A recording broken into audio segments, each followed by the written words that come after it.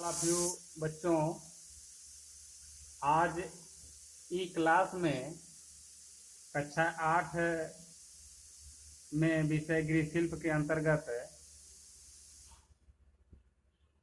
बताएंगे। पिछले क्लास में हमने कुपोषण की चर्चा की थी, कुपोषण से होने वाले रोग की। उसमें क्वाशरकोर रोग बताया गया था। आज दूसरा रोग है सूखा रोग। सूखा रोग को बच्चों रिकेट्स भी कहते हैं, अंग्रेजी में रिकेट्स रोग भी कहते हैं। यह रोग कैल्शियम एवं विटामिन डी की कमी से होता है। नोट कर लीजिए, कैल्शियम एवं विटामिन डी की कमी से होता है। इसमें बच्चों के शारीरिक विकास जो है कम होता है, शरीर दुर्बल होती हैं, हड्डियां कमजोर होने लगती हैं। चूंकि हड्डियां और दांत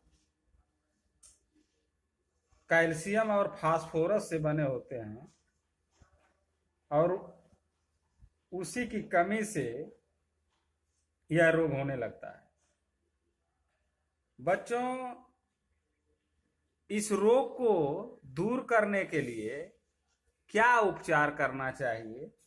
उपचार में कैल्शियम, फास्फोरस तथा विटामिन डी से संबंधित भोजन लेना चाहिए। यह किस खाद्य सामग्री में अधिक पाया जाता है, इसकी जानकारी रखनी होगी आपको।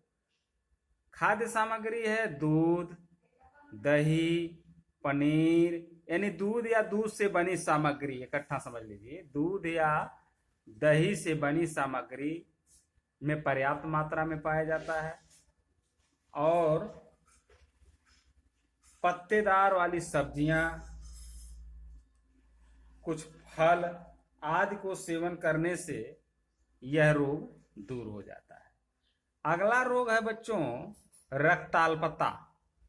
इसको अंग्रेजी में एनीमिया रोग कहते हैं।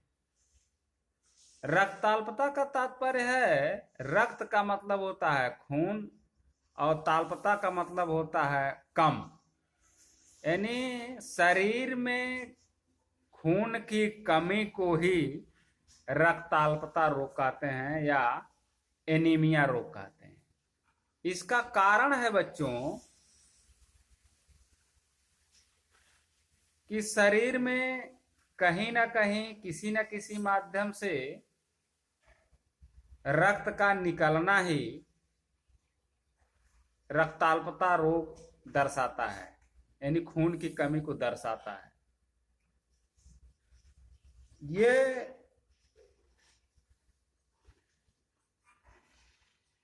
इसका लक्षण बच्चों जानने के लिए कैसे पहचाना जाएगा कि रक्ताल्पता रोग हो गया है? इसको पहचानने के लिए रोगी के पैरों में सूजन हो जाती है, भूख कम लगती है, शरीर आलसी तथा अस्वस्थ महसूस करने लगती है, प्रतिदिन के कार्यों में थकान महसूस होने लगती है। ये सब इसके लक्षण है बच्चों। इस तरह के यदि शरीर में एक्टिविटीज हो रही है तो समझ लीजिए कि आपको रक्ताल्पता रोग हो गया है। इसको दूर करने के लिए क्या उपाय करना चाहिए? इसको दूर करने के लिए बच्चों सबसे पहले तो चिकित्सक को दिखा लेना चाहिए। चिकित्सक आपके बता देगा कि यह कौन सा रोग है। और भोजन में मौसमी हरे पत्तेदार वाली सब्जियां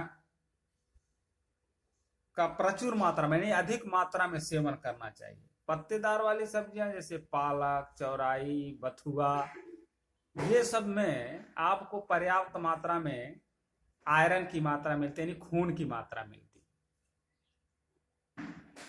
बच्चों,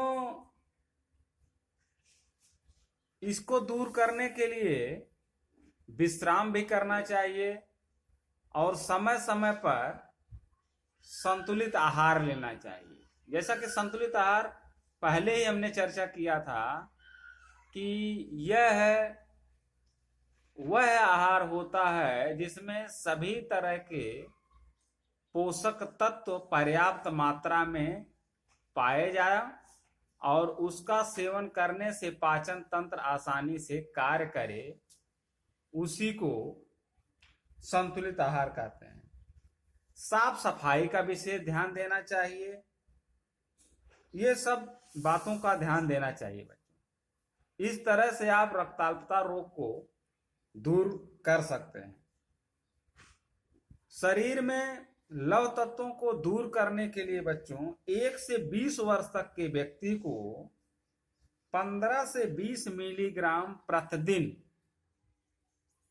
लवण तत्वों को पर्याप्त मात्रा में लेना चाहिए। यदि वह पुरुष है या प्रौढ़ है तथा स्त्री है तो उसे प्रतिदिन 20 मिलीग्राम लेना चाहिए। इस तरह का उपयोग करने से बच्चों शरीर में यह रोग नहीं होता है। आज इतना ही। धन्यवाद।